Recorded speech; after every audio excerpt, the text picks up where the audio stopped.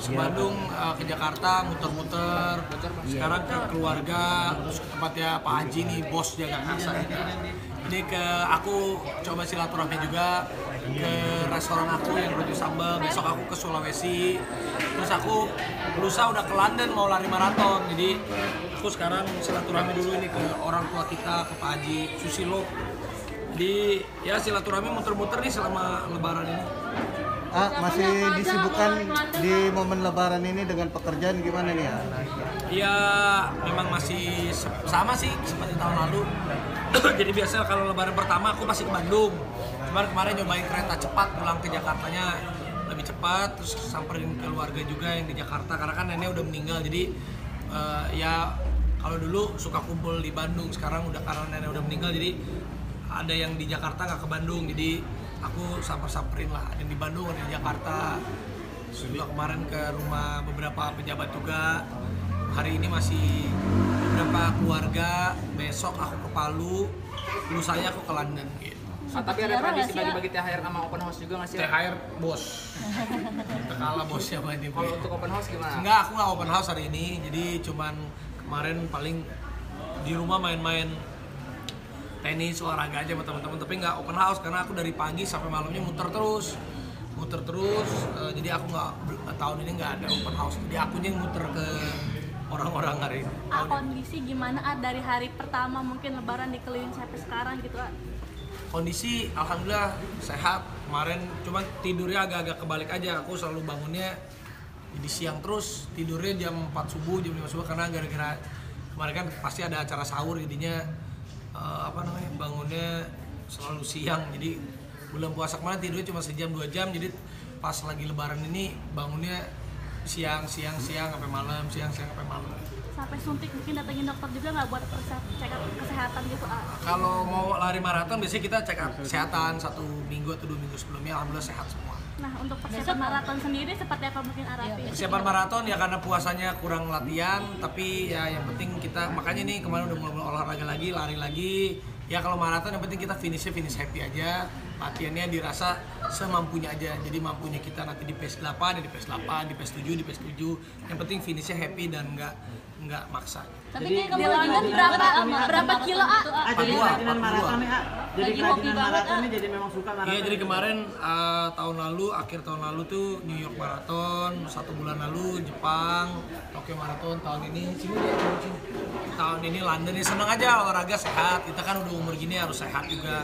Bisa men-challenge diri kita. Kalau maraton itu kalau buat aku pribadi, tapi kan beda-beda orang tujuannya. Kalau aku tuh yang penting kita startnya happy, finishnya happy. Apa yang kita mulai dengan happy, kita akhiri dengan happy. Yang penting nggak memaksakan diri. Ada target lagi maraton ke depannya mungkin berapa? Abis itu Berlin, nanti aku Berlin Marathon di September.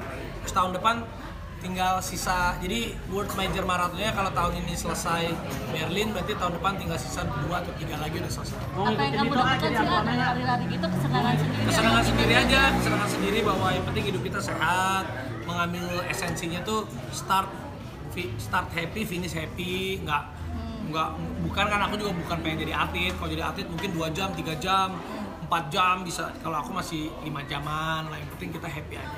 Itu latihannya berapa lama kan, sehari harus diporsir berapa jam gitu? Ya itu ada program latihannya ada, dikasih sama salah satu pihak yang sponsorin aku di latihan. Itu harus latihan. Sama siapa aja mungkin untuk nanti berangkatnya ke Kayaknya mungkin nanti banyak sih, tapi beda-beda tujuan. Ada Tara Budiman kayaknya ke Boston. Kalau di mana?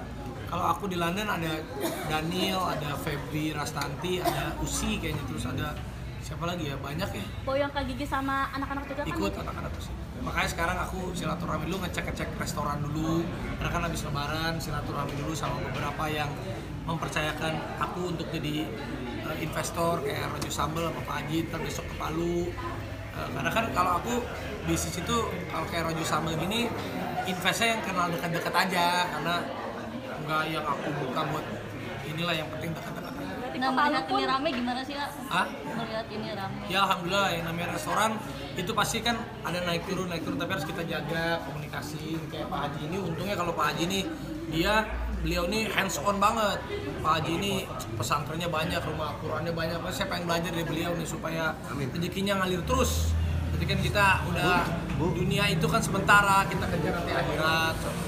Supaya belajar dari Pak Haji lah.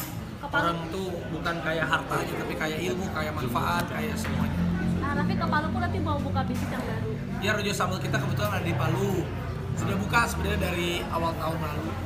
Dari akhir tahun lalu, akhir tahun awal tahun lah. Cuman aku belum sempetin ke sana. Aku silaturahmi juga sama salah satu ownernya juga teman baik aku lah.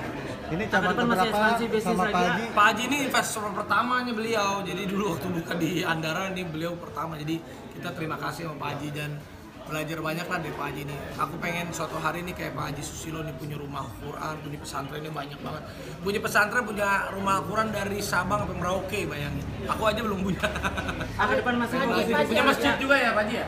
Pak Haji, alasan Pak Haji mau bekerja sama dengan Raffi seperti apa? Ya, karena sama-sama mengerti gitu kerjasamanya jadi enak gitu. Karena mulai kecil udah sama-sama anak saya. Oh, memang deket. Udah mulai kecil gitu. Aku dari kecil dulu umur 17-18 tahun ini udah kaya raya beliau ini. Kita dulu masih diajak-ajak ini, diajak-ajak kampanye zaman dulu. Kampanye ayo Raffi dibayar segini ikut Pak Haji. Wah, dulu zaman saya masih dulu dia puter-puter sama beliau. Pak, artinya kedekatan memang sudah deket banget ya? Ya kebetulan anaknya Pak Haji yang pertama juga namanya Mas Kiki itu sahabatnya aku sama Baim juga. Jadi kita udah kenal lama juga. Pak Haji mungkin ada target mau buka berapa cabang Pak Haji? Ya, sebanyak-banyak. Wah, Pak Haji ini kalau beliau nih udah cabang di dunianya nggak usah terlalu banyak, penting katanya cabang di akhiratnya. Yang penting kan kayak gini-gini. Ini Pak Haji ini bayanginnya ini gedungnya punya dia, di depan tanahnya punya beliau, di sini. Jadi yang penting ada tempat untuk bisa mengkaryakan, mempekerjakan banyak orang. Yang penting usahanya berkah, mau 1.000, mau 100.000, mau 1 juta, yang penting berkah, jujur, ikhlas, itu yang paling penting kan. Melihat sosok Raffi sekarang udah sukses seperti ini, gimana Pak Haji mungkin? Dari dulu dibawa-bawa sama Pak Haji, sekarang alhamdulillah udah sukses gitu Pak Haji. Ya, biasa aja. Dari dulu modelnya juga begini, nggak ada perubahan. Gimana Pak Haji emang modelnya? Ya mesti seperti begini. Dia udah mulai jenggotan ya. Ada kenangan gak sih Pak Haji sama Raffi waktu dulu? Ya kenang aja sama aja. Ya. Makanya juga sama. Makanya tuh Pak Haji hebat ya, beliau tuh hebat. Dulu aku masih mobilnya Visto, beliau ini udah Jaguar. Jaguarnya banyak. Tapi hebat nih, sederhana, tetap begini ya. Mudah-mudahan aku panjang umur juga nih kayak Pak Haji, umur 70 insya Allah panjang umur Pak Haji ya. Masih bisa kayak begini misalnya.